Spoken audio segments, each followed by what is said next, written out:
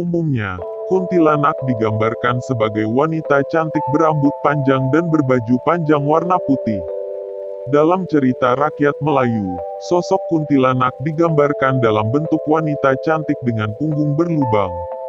Kuntilanak digambarkan senang meneror penduduk kampung untuk menuntut balas. Kuntilanak sewaktu muncul selalu diiringi harum bunga kemboja. Konon laki-laki yang tidak berhati-hati bisa dibunuh sesudah kuntilanak berubah wujud menjadi penghisap darah. Kuntilanak dikatakan sering menjelma sebagai wanita cantik yang berjalan seorang diri di jalan yang sunyi. Oleh karena itu, cerita ini kemungkinan bertujuan menghindari golongan wanita daripada diganggu oleh pemuda-pemuda yang takut akan kuntilanak ketika berjalan seorang diri di jalan yang sunyi. Dalam cerita seram dan film horor di televisi Malaysia, kuntilanak digambarkan membunuh mangsa dengan cara mengisap darah di bagian tengkuk, seperti vampir. Agak berbeda dengan gambaran menurut tradisi Melayu, kuntilanak menurut tradisi Sunda tidak memiliki lubang di punggung. Jenis yang memiliki lubang di punggung sebagaimana deskripsi di atas disebut sundel bolong. Kuntilanak konon juga menyukai pohon tertentu sebagai tempat bersemayam. Misalnya waru yang tumbuh condong ke samping, populer disebut waru doyong.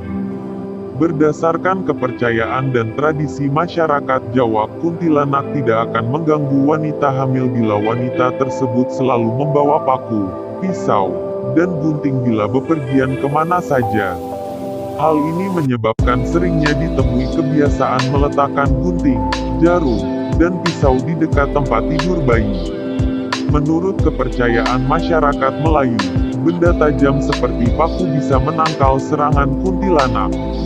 Ketika kuntilanak menyerang, paku ditancapkan di lubang yang ada di belakang leher kuntilanak. Sementara dalam kepercayaan masyarakat Indonesia lainnya, lokasi untuk menancapkan paku bisa bergeser ke bagian atas, bagian ubun-ubun, kuntilanak. Di dalam kepercayaan agama Samawi, Islam, Nasrani, dan Yahudi, kuntilanak termasuk dari golongan jin kafir atau setan. Di dalam Islam, kuntilanak termasuk golongan jin dari jenis hafaf, jin yang suka mengganggu dan menakut-nakuti manusia, dan arwah, jin yang mengaku-ngaku sebagai orang yang telah tiada. Dan adapun cara menangkal menurut agama-agama Samawi yaitu dengan cara berdoa terlebih dahulu sebelum berpergian. Selalu mengingat Sang Pencipta sesuai kepercayaan masing-masing. Contoh di dalam Islam yang selalu mengajarkan berdoa sebelum berpergian, selalu mengingat Allah.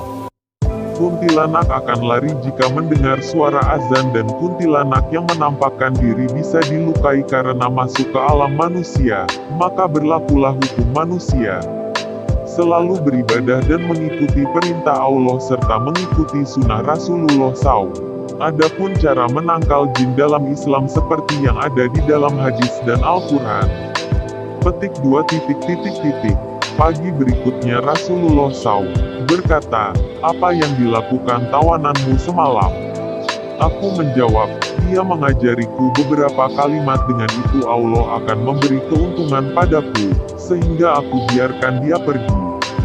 Ketika Nabi SAW menanyakan kalimat apa itu, aku mengatakan kepadanya bahwa itu adalah ayat kursi untuk dibaca sebelum pergi tidur.